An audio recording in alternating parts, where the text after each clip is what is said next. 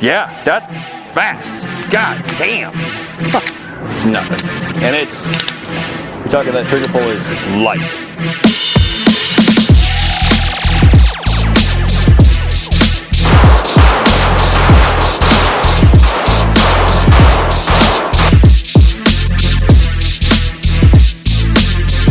This gun is still... Welcome back. This is technically part 2 of our covert series. Okay, covert with a K. Okay, covert with a K. I have Mr. Allen, 2A in LA. Please follow him on YouTube. He has so much good knowledge on things that are good rifles, good handguns. He does great reviews on handguns and his rifles. Just a lot of good information coming out of that particular channel. Appreciate that.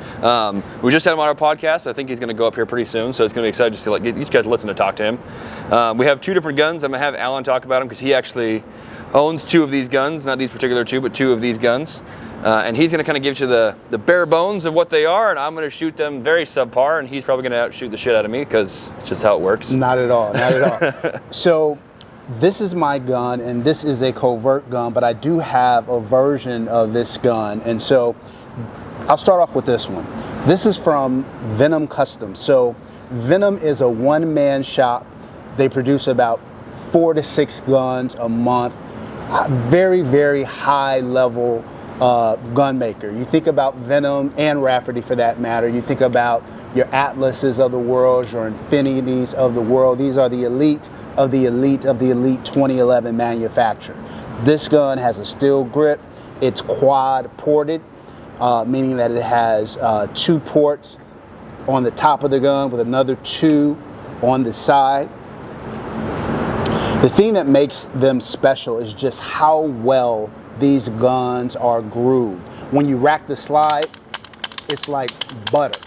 It's like butter. There's no grit. The trigger, the trigger is just really, really special. And all the little details on the gun, I don't know if you can pick that up, but there's like a spider web on the barrel. And there's spiders on the side and on the top and on the rear. And so it's the little small things. Now these guns share a lot of similar DNA. Both of them are built with a lot of Atlas Gunworks parts, and it's no surprise because Atlas makes such phenomenal guns. It's not surprising that a lot of custom gun owners want to utilize Atlas. This is called the Rafferty Lucky Devil. And for people who are familiar with the Atlas lineup, it's very reminiscent of the Atlas Erebus. However, this gun is steel. It's comped with a larger comp than that comes on the Erebus, and it's ported. So when you add those factors in, it makes a very, very accurate, very, very fast firearm. So it's 2 of the best guns money can buy are on the table right now. Hell yeah. It's crazy that because I've never shot a gun this expensive. I think I maybe have shot your Erebus once, right, Chris?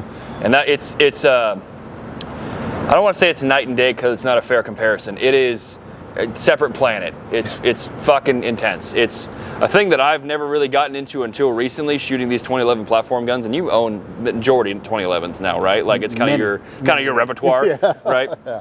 Which is cool. Well, let's quit talking about it. Let's shoot him. I'm gonna try this Venom first, if you don't mind. Please do.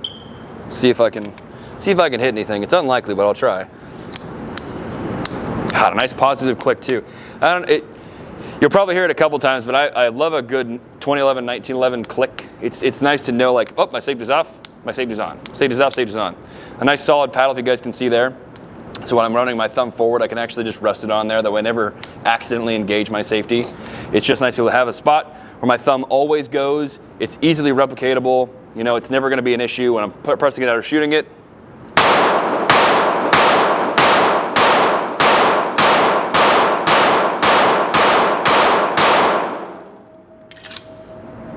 And of course, it shoots fantastic. God damn. I mean, you know, just a little bit better than a Glock 17 Gen 3. Just a little better. I don't know if it's so tough for you guys to kind of get a reference point for this, but with 2 fingers, this slide just reciprocates. Without much movement, it's just like I'm maybe putting, I don't know, max 1.5 pounds of pressure on this thing, and it just wants to go. it's cool to have guns that just want to run. Run another mag. Oh, thank you, sir. And I'm gonna try to run this one a little faster. We'll see how this goes.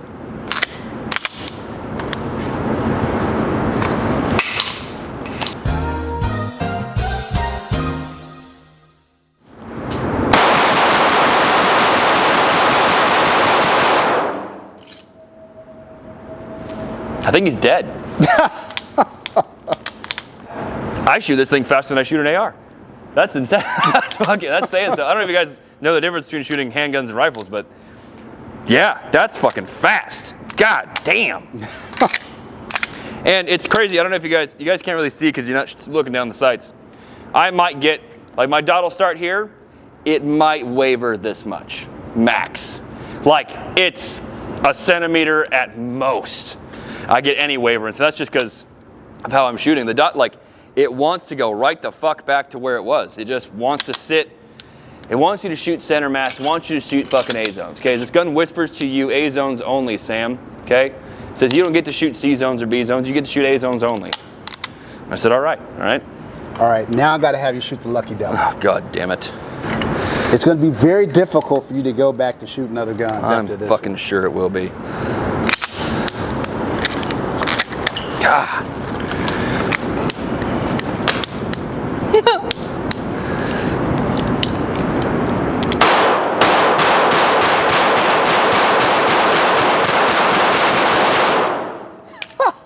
God damn. Dude, that's intense. That's fucking nuts. That's the best pistol in my collection. It's the best pistol I've ever shot. God damn. It's cool too because you can tell the kind of craftsmanship based off of, if I fight with 1911s, you can tell a really good 1911 or it's really lapped well when you can rack it on a closed hammer and it doesn't feel like it's fucking jamming up against you. Like, if you know 1911s, that first rack is always your toughest rack. But even then, man, that thing just fucking moves. It does not want to stay where it's at. It's rad. That thing just reciprocates. Holy shit. That's intense. Man, I'm gonna go home and feel like such a poor. Look at my collection and be like, God, I'm low income for sure. There you go. Thank you, sir. God damn. See how my accurate shots are.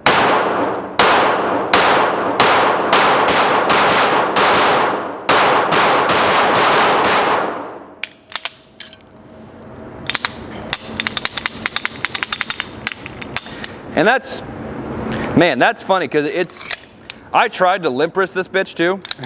I tried to not like really grip the fuck out of it. Right. And it doesn't move at all. No, it's yeah. Like that's that white knuckle shit. I don't typically white knuckle all of my guns, but there's input, right? There's positive interaction. This one I can kind of just float around. I can feel good. I can shoot. Like, you know. So I got my Erebus about 2 years ago. And I have been on a quest for the last 2 years. Every 2011 that I've ever bought, I've been trying to measure it up against the Erebus. Yeah. And they've all fallen short. Then I got the Venom quad port, and I was like, oh, this is on par with the Erebus. I went out and I was doing a review on the Venom, and I probably shot 2,000 rounds in a day trying to figure out which one of those guns was better. Finally, I just gave up. Yeah. I called it a draw. Then I got this. And it's an Erebus that's steel with a bigger comp and is ported. And I was like, oh, yeah, this is it. This is it. This thing is nuts. Next level. Yeah. God damn. Yeah, if you guys can see, I got show you that reset here. It's nothing.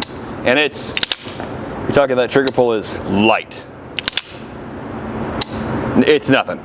That's fucking intense. So I would say this, just kind of in line with you guys' 3-minute conversation, right?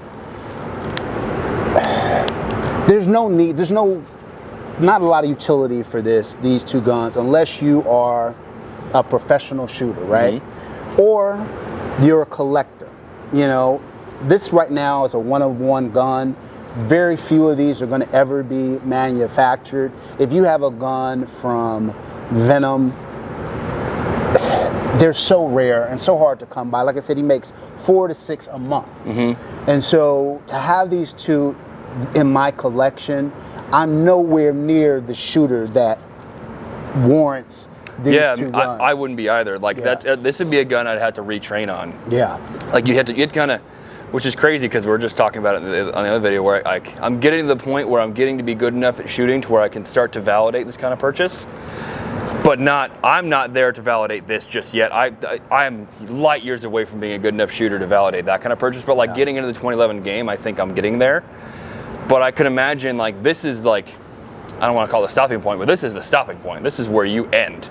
Like this is where you are, oh fuck, I am such a good shooter that the gun has to keep up with me. On one of my videos, I did a video saying that I was on a quest for the best pistol on the planet.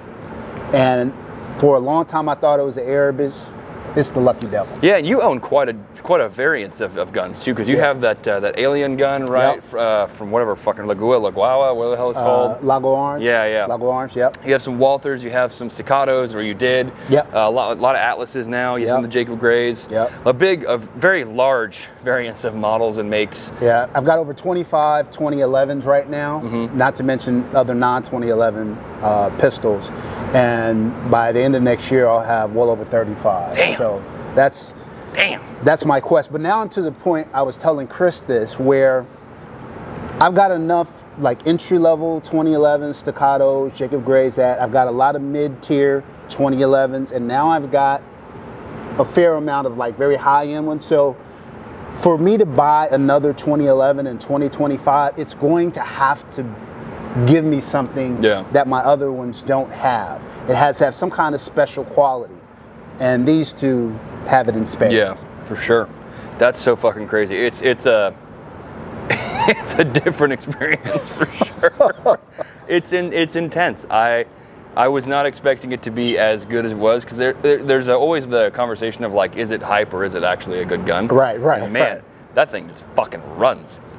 Chris was talking to me earlier about it, and he was like, some of these guns you have to run fast because they want to run fast. Yeah. And this is one of those guns where they fucking want to fucking run. These things are sprinting. 100%. It's crazy. And it's rad. It's not far distances, but on a solid sized target for shooting as fast as I was, good enough for me. I'll fucking take that all day long. Yeah, people will ask me that because sometimes I'm shooting and I'm a one-man crew. I don't have a camera guy with me. So, a lot of times the gun is on me and people are like, but we can't see the target. I'm like, don't worry, he's dead. Yeah, he'll be dead. Yeah, he'll be fucking dead. Don't worry about it. Yeah, that's crazy, because we just shot the, I don't want to call them lower end, but I want to call them budget, right? Your budget 2011s. And man, there's a fucking difference. There's a huge difference in the overall quality. That is nuts. Chris made a great comparison where it's like when you start off with a pretty solid fucking Mercedes and you send it to Barabbas, right, or Barabbas, how the fuck you say that name, or like it is just better. Yeah, that's fucking nuts. And I wasn't expecting it to be that big of a difference, but that is fucking insane. I do like the Lucky Devil, but man, that Venom is just, it's slick looking. Yeah, I'm a big black on black guy for guns, right? And it also is one of those things that I'd be like, I could carry that on the outside of my hip and be like, fuck everybody else but me, right? Which is half the battle when you're carrying a 2011 is the steez too. You got to have a little bit of fucking, hey, fuck you, it's mine. Right. Man, that's intense. That's crazy. Thank you very much for coming on and giving us the opportunity to shoot that. We want to thank Covert again for offering us the ability to shoot all of these guns that are here currently. We have one more coming out for some another bit of interesting content. We'll see you guys in the next video. Thank you again. 2A in LA. See you then. I'm on a Mexican